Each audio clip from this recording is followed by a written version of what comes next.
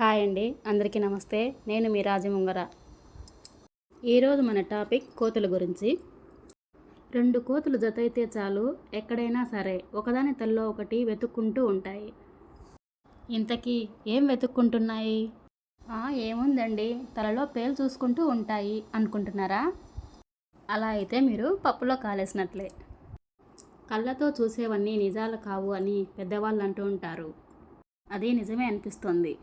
మరి ఇళ్లలో పెంచుకునే కోతులకు కూడా ఇలాంటి అలవాటే ఉంటుంది. పెంపుడు కోతులను తన యజమాని శుభ్రంగా తలస్నానం చేయించి బట్టలేసి నీట్గా ఉంచుతాడు. అయినా కానీ ఆ కోతులకు కూడా ఈ అలవాటే ఉంటుంది. ఇక్కడే కాదు, విదేశాల్లో ఉండే కోతులకు కూడా ఈ అలవాటే ఉందట.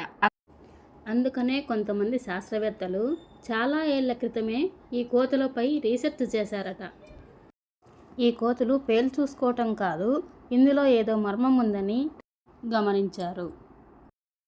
అయితే ఈ శాస్త్రవేత్తలు గమనించింది ఏమిటంటే, కోతుల తలపై ఎండిపోయిన చర్మపు నలుసులు చర్మంలో నుంచి బయటికి ఊరి వచ్చే ఉప్పని పలుకులై ఉంటాయని కనుగొన్నారు. గమనించారా? మన తలలో పేలున్నా అంత దురద ఉండదు, కానీ చుండ్రులు వేసినప్పుడు మాత్రం చాలా దురదగా ఉంటుంది. అందుకేనేమో ఆ కోతులు ఎప్పటికప్పుడు తలను శుభ్రపరచుకోవటానికి అలా పక్కులన్నట్టును తీసేస్తూ ఉంటాయి. ఇక్కడ మీకు ఒక డౌట్ రావచ్చు, మరి పక్కులను తీసేస్తే అవి పడేయాలి కానీ తినటం ఎందుకు అని. అవి ఉప్పగా ఉంటాయి కనుక ఆ రుచి కోతులకు నచ్చిందేమో, అందుకే నోట్లో వేసి చప్పరిస్తూ ఉంటాయి. మనుషులకు కోతులకు చాలా దగ్గర సంబంధాలు ఉంటాయంటారు.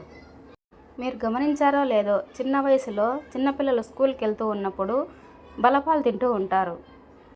అలాగే ప్రెగ్నెన్సీ లేడీస్ కూడా చాక్ పీసులు, శుద్ధ ముక్కలు తినటం అలవాటు. కనుక దీనిని జిహ్వ చాపల్యం అంటారు. మరి ఇప్పటికైనా నమ్ముతారా కోతులు చూసుకునేవి పేలు కాదని? ఈ వీడియో మీకు నచ్చినట్లయితే లైక్ చేయండి, షేర్ చేయండి, సబ్స్క్రైబ్ చేసుకోండి.